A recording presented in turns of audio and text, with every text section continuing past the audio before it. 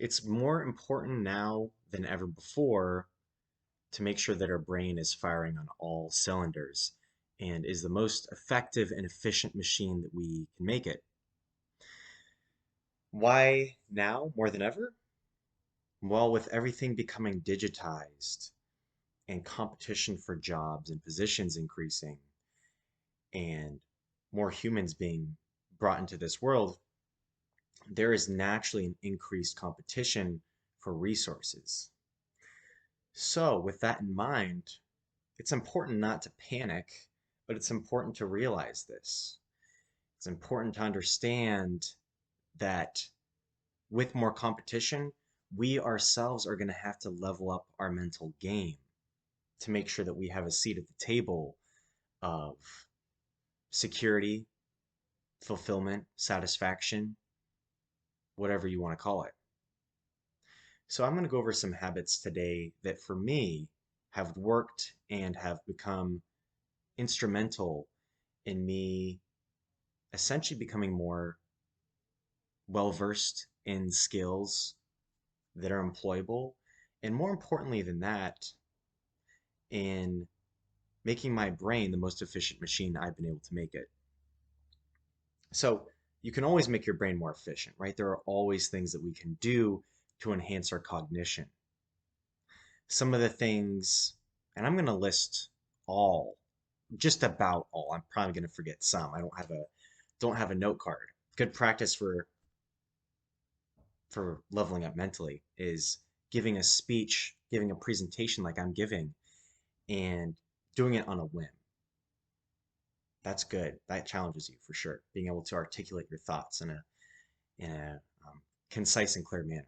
So that being one, right? But a lot of the habits revolve around simple lifestyle fixes and habits that might not be the most fun to engage in, but if practiced regularly, and regularity is the key, and consistency is the key for developing these good habits to increase your cognition, right? We have to realize that if you do these habits for one day, you're oftentimes not going to notice an effect. It's over weeks, months, and years that you start to notice an effect on your ability to communicate, on your ability to retain information, on your ability to take information that you know and relate it to other topics in unique, complex situations.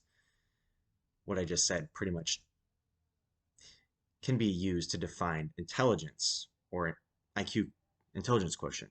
So I'm not going to get too much into IQ in this video because it's pretty controversial. I think there are multiple types of intelligences as well that go beyond just standardized tests. I think that standardized tests can be flawed, but let's get into it. The first habit that I noticed that made a big difference in my mental fluidity and my mental clarity, in my ability to think faster and better, is education. So it doesn't have to be necessarily education that is traditional, you know? Like, I don't mean just partaking in school. School helps. School teaches you, if done right and if you're in the right institution, how to think critically and how to think logically and rationally. But I mean more so education in terms of pushing yourself to learn. So one habit that I really like to engage in is reading books. And I'm more of a nonfiction or actual event, realistic things that have happened in history kind of reader. Some of us are more into fiction or fantasy books, um, and that has its place. Without getting too much into the weeds of fiction versus nonfiction, reading anything is going to enhance your attention, especially if you use your undivided attention. That means not having music in the background, not lifting your phone every few minutes to text and check your texts and reply to people, but giving your undivided attention to literature, to books, to information, whether that be audiobooks, ebooks, paperback, whatever. If you're putting your focus into literature, that is going to help you with a few things: vocabulary and how you can speak and how well you can give off your ideas. It's going to help you also, I already said vocabulary, it's going to help you with mental dexterity as well. Or, in other words, it's going to help you be able to focus longer on tasks without getting mentally tired. That's a component that is important in developing our mental strength and our um, mind, is our ability to sustain focus on a task for an extended period of time. It's not only how intense of a focus we can divert, or not divert, that we can give to a certain task, it's also the length. That's going to enhance the overall quality, right? You could say, well, quality isn't quantity, but I would argue if you're able to have quality focus over a longer period, the overall quality is going to go up. Reading is a big one for education, like I was talking about. Working on another language, popular app Duolingo, and I'm not sponsored by them, but I do like to practice my Spanish on Duolingo every day to keep up the streak and also to keep Spanish more fresh. That also helps with learning. Thinking in a different language literally makes you smarter. There's no denying it. If there's any sort of disbelief, look up studies suggesting how multilingual, bilingual, or multilingual people are on average more intelligent. So, working on reading, working on other languages. The third one I'm going to say for education is problem solving. So, we can read all day, we can study languages all day. You could say both of those are involved in problem solving, yes, but we also need to work on the logical side of our brain. So, not necessarily saying by doing mathematical equations or by solving formulas or things like that, but we need to work on being presented with an issue and taking steps to solve it. Everything from you're driving along the road, you get a flat tire. Okay, what's the way to problem solve? Pull over on the shoulder, hopefully far enough from the flow of traffic, and you've got a couple options, right? That's part of the problem solving. What can I do when I get a flat tire? Well, I can pull off on the shoulder of the road, like I said. I can, if I have a car jack, if I have some sort of wrench, I can literally change in a spare tire. I can change the tire myself, right? Well, I can also call a roadside service like AAA. I can call a friend, right? You can see how we just came up with three ideas there. Problem solving is extremely important in being able to maximize our brain power and brain efficiency. So education, like I listed, with those few examples there, right? What did I list as those three examples, right? I'm trying to remember. Reading, language learning, and problem solving. That's one category that can be used to help enhance your brain power. Another one revolves around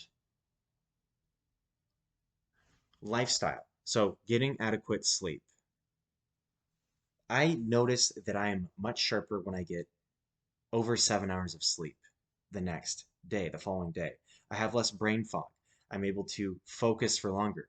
Things, in other words, solutions to problems come to me a lot quicker than if I'm getting under 7 hours of sleep. Now, that takes some discipline, right? And so the good news is improving your cognition and maximizing out your cognition,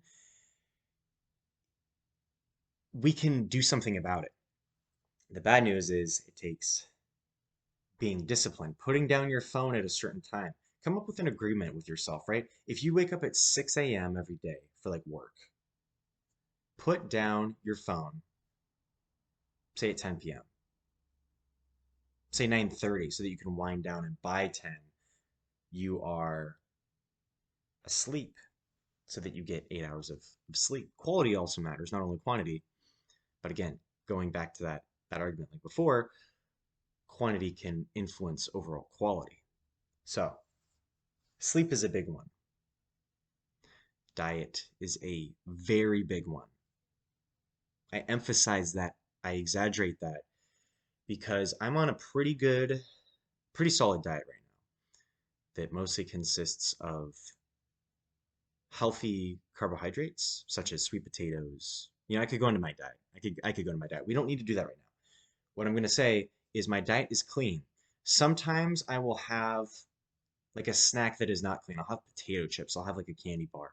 And I notice that not only does my mood go down, but by receiving less high quality nutrients, my brain also feels sluggish. I feel brain fog starting to creep back in. Diet is a massive help with being able to function at your mental capacity, at your mental peak, to even push yourself above what you thought you could achieve before. Okay. So those are a couple lifestyle, and you know, exercise is a big one too, especially cardiovascular exercise, but weight training as well. The literature you can read online suggests that getting active, moving improves blood flow, which can improve blood flow to your brain, which can help get rid of waste.